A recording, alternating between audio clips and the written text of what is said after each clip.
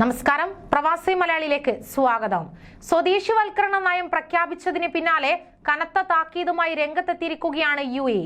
അതായത് UAE പൗരന്മാരുടെ ശമ്പളം വെട്ടിക്കുറയ്ക്കുന്ന കമ്പനികൾക്കെതിരെ ശക്തമായ നടപടി സ്വീകരിക്കുമെന്ന് മാനവശേഷി സ്വദേശിവൽക്കരണ മന്ത്രി അബ്ദുറഹ്മാൻ അൽ അവാർ മുന്നറിയിപ്പ് നൽകി.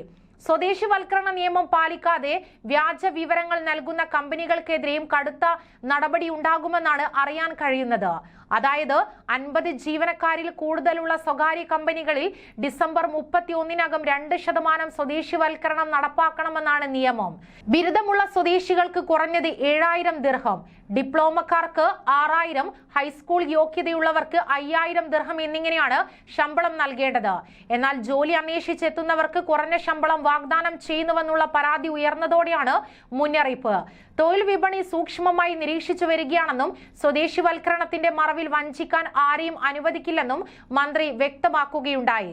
കൂടാതെ UAE പൗരന്മാർക്ക് ജോലി ഉറപ്പാക്കുന്നതിനായി രൂപീകരിച്ച ഇമറാത്തി ടാലന്റ് കോമ്പറ്റീറ്റീവ്സ് കൗൺസിൽ തൊഴിൽ പരിശീലനം നൽകിയാണ് സ്വദേശികളെ അയക്കുന്നത്. എന്നാൽ സർക്കാരിൽ നിന്ന് വൻ ആനുകൂല്യം ലഭിക്കുന്ന സ്വദേശികൾക്ക് ശമ്പളം കൂട്ടി നൽകാനാവില്ലെന്നതാണ് ചിലരുടെ വാദം. ഇത്തരം നിയമലംഘനം വെച്ചുപുറപ്പിക്കാനാവില്ലെന്ന് മന്ത്രിയും വ്യക്തമാക്കുന്നു. ഈ വർഷം 2% തുടങ്ങിയ സ്വദേശിവൽക്കരണം 5 വർഷത്തിനിടെ 10% ഉയർത്തുകയാണ് ലക്ഷ്യം.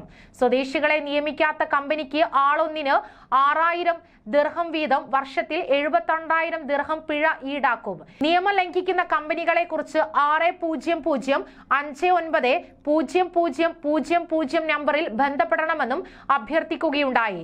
നിശ്ചിത പരിധിയേക്കാൾ കൂടുതൽ സ്വദേശികളെ നിയമിക്കുന്ന കമ്പനികൾക്ക് ആനുകൂല്യവും പ്രഖ്യാപിച്ചു. 3 മടങ്ങ് സ്വദേശികളെ നിയമിക്കുന്ന കമ്പനിയിലെ തൊഴിലാളി വർക്ക് പെർമിറ്റ് ഫീസ് 250 ദിർഹമാക്കി കുറച്ചു. നേരത്തെ 3750 ആയിരുന്നു.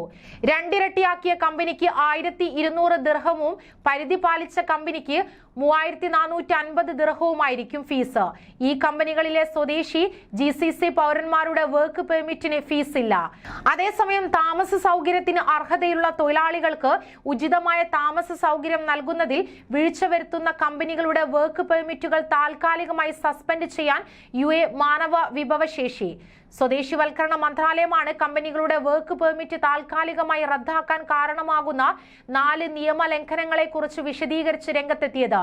കമ്പനിക്കെതിരെ മനുഷ്യക്കടത്ത് ആരോപണം ഉയർന്നാലും മന്ത്രാലയത്തിന്റെ സേവന ഫീസും അഡ്മിനിസ്ട്രേറ്റീവ് പിഴകളുമായി ബന്ധപ്പെട്ട നിയമ ലംഘനങ്ങളും വർക്ക് പെർമിറ്റ് നഷ്ടമാവാൻ കാരണമാകുമെന്ന് ഇതുമായി ബന്ധപ്പെട്ട മന്ത്രാലയത്തിന്റെ പുതിയ പ്രമേയം വ്യക്തമാക്കി. കൂടുതൽ പ്രവാസി വാർത്തകൾക്കായി ഈ ചാനൽ സബ്സ്ക്രൈബ് ചെയ്യുക.